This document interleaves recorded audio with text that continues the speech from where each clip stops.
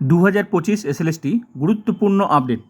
100% নিয়োগ হবে, এটাই সবচেয়ে বড় আপডেট। বাকি সোশ্যাল মিডিয়াতে যা চলছে সেগুলো থেকে একদম দূরে, একদম দূরে। সামনেই 9-10-এর ইন্টারভিউ আছে। যারা 9-10-এ ডাক পেয়েছো, ভালো করে ইন্টারভিউ দিতে পারবে না যদি সোশ্যাল মিডিয়ার এখন যা চলছে সেগুলো যদি মাথার মধ্যে ঢুকে যায়, তাহলে কিন্তু ভালো করে আর ইন্টারভিউ হবে না। তো এই জন্য বললাম, সোশ্যাল মিডিয়ার নেগেটিভ থেকে দূরে পজিটিভ চিন্তা করো। 100% 2025 এসএলএসটি নিয়োগ হবেই। প্রত্যেকটা স্টেপ এই মুহূর্তে কি আছে, এখন প্রত্যেকটা স্টেপ সুপ্রিম কোর্ট জানে। প্রত্যেকটা স্টেপ, প্রচুর কেস আপডেট গেছে সুপ্রিম কোর্টে। তো চিন্তার কোনো কারণ নেই, নিয়োগ হবেই। আর 2016 ফিরলেও ফিরতে পারে, ফেরার সম্ভাবনা আছে। কিন্তু তার মানে এই নয় যে 2025 এসএলএসটি ক্যান্সেল করে 2016 কবে ফিরবে, এরকম নয়। 2016 ফিরলে ফিরতে পারে, ফেরার সম্ভাবনা আছে। কিন্তু 2025 এসএলএসটি নিয়োগ 100% হবে। বাকি কাজ কি? এসএসসির ওয়েবসাইট ফলো করতে হবে। বাকি কাজ কি?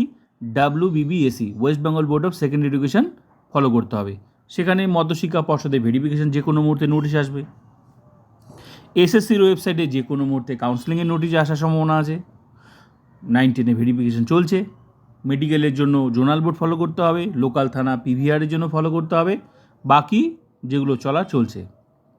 তো সোশ্যাল মিডিয়াতে কিন্তু এই মুহূর্তে আমি বললাম, বারবার করে বলছি, নাহলে কিন্তু বিপদ আছে, নিজেরই বিপদ।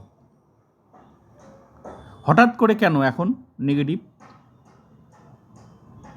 সোশ্যাল মিডিয়া থেকে দূরে থাকো। দূরে বলতে কি, খবর অবশ্যই নেবে, কিন্তু পজিটিভটা, নেগেটিভ থেকে দূরে। আমি শুরু থেকে বলে আসছি, ঠিক আছে?